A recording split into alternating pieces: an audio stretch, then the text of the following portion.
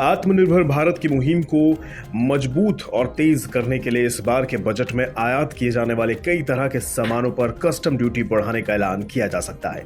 इस बढ़ोतरी से सरकार की मेक इन इंडिया मुहिम को मदद मिलेगी और घरेलू मैन्युफैक्चरिंग को भी बढ़ावा मिलेगा। आयात को कम करने और घरेलू मैन्युफैक्चरिंग को बढ़ावा देने के लिए सरकार ने 35 सामानों पर कस्टम ड्यूटी बढ़ाने की योजना बनाई है। इन सामानों में private jet, helicopter, high and electronics item, plastic के सामान, ज्वेलरी, हाई ग्लॉसी पेपर और विटामिन जैसे आइटम इसमें शामिल हैं। जिन सामानों पर कस्टम ड्यूटी बढ़ाए जाने की योजना है, उनकी लिस्ट अलग अलग मंत्रालयों से मिली है।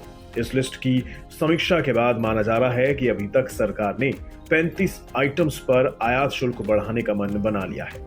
इसकी एक वजह है कि इन सामानों के भारत में निर्माण को बढ़ावा देने के लिए इनके आयात को महंगा किया जा रहा है। दिसंबर में वाणिज्य और उद्योग मंत्रालय ने कई मंत्रालयों से उन आयातित गैर जरूरी सामानों की लिस्ट बनाने के लिए कहा था जिन पर कस्टम ड्यूटी बढ़ाई जा सकती है।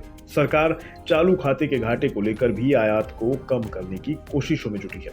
दरअसल जुलाई सितंबर तिमाही में चालू खाते का घाटा 9 महीने के उच्चतम स्तर 4.4% पर पहुंच गया था। डेलॉयट ने पिछले हफ्ते जारी एक रिपोर्ट में कहा था कि चालू खाते के घाटे में बढ़ोतरी की आशंका बरकरार है। बढ़ते इंपोर्ट बिल के खतरे के अलावा एक्सपोर्ट पर भी 2023 से 24 में महंगाई का दबाव बढ़ने की आशंका है।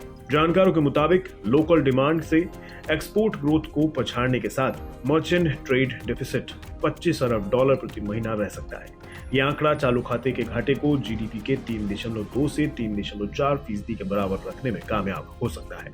इसके साथ ही 2014 में लॉन्च किए गए मेक इन इंडिया कार्यक्रम को भी मजबूत करने के मकसद से सरकार सीमा शुल्क बढ़ाने का फैसला कर सकती है।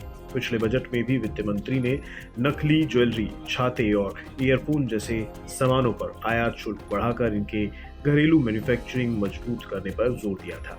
ऐसे में इस साल भी कई दूसरे सामानों पर इंपोर्ट ड्यूटी बढ़ाना तय है और फिर इनके मेक इन इंडिया प्रोडक्ट को फायदा मिल सकता है।